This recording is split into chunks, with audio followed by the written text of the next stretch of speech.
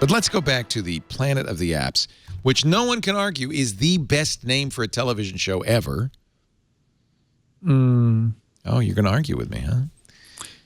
Well, if you care about app developers, yeah. Well, it's a reality show. And actually, that's my biggest problem with it, is this is going to completely misrepresent the thrill of being an app developer. The hosts, the judges of this will be Gwyneth Paltrow, because she has a child named Apple. Will.i.am, because he once was famous as a rap artist. And get this, Gary Vaynerchuk, who is... Who's he? No, you don't know who Gary V is, but he is a podcaster. Best known, he for Wine Library TV, a good friend, known Gary for ever since he started doing this. Gary was a wine seller who created a podcast about wine, but then turned it into a massive book deal and a huge business helping people do digital media.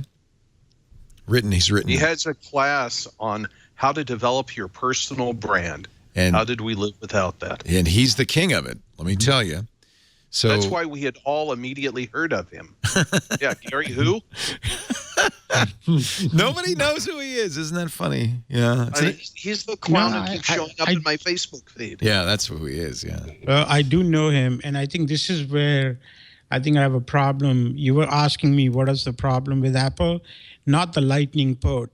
This kind of stupidity of building a TV show around apps. It's like, what? Somebody needs to make friends in Hollywood, and so we should do that's exactly a show what it is. Like this. This is just such nonsense. They should be building better products and not stupid TV shows around those products. It's like, when is the, like, you know, if you want to do something for the shareholders, make interesting damn MacBooks which people can buy. You want to do something nice, make a better phone which people want to keep buying. Nobody cares if you do Planet of the Apps. This is coming from, you know, the so-called celebrity influx into the company, whether it is through the Beats acquisition or Eddie Q. I mean, you know, it's like you look at Eddie Q, the guy was hanging out at the playoffs when iCloud was burning for 6 hours. You know, he wouldn't have survived a day if Steve was around.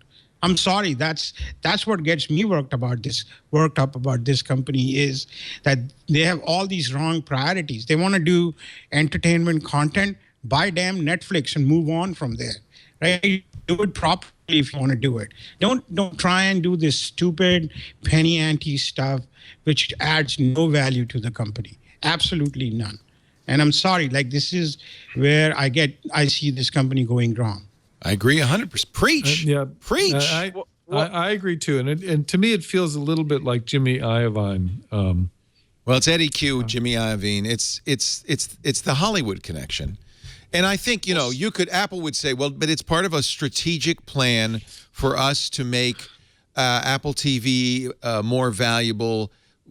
Clearly, Apple sees its future in services, right? Because they're starting to make money there as the hardware declines, frankly, the services is starting to become a multi-billion-dollar business. So what they see themselves as, I would guess, I'm just kind of looking at them, is some sort of content / services company. I don't think also so. Sells an I think that's a different story. I think that's a different angle. Planet of the Apps. How about building a search engine which works more effectively? I agree. How about building an editorial Fix team iTunes. Exactly. I just think just focusing on all these wrong things is the problem. I think that's the bigger issue with the company than anything else. You need better computing intelligence to make a better shopping experience for people on the App Store, not Planet of the Apps. I don't care. Like, do I give a shit about Gwyneth Paltrow and her taste? I don't, right?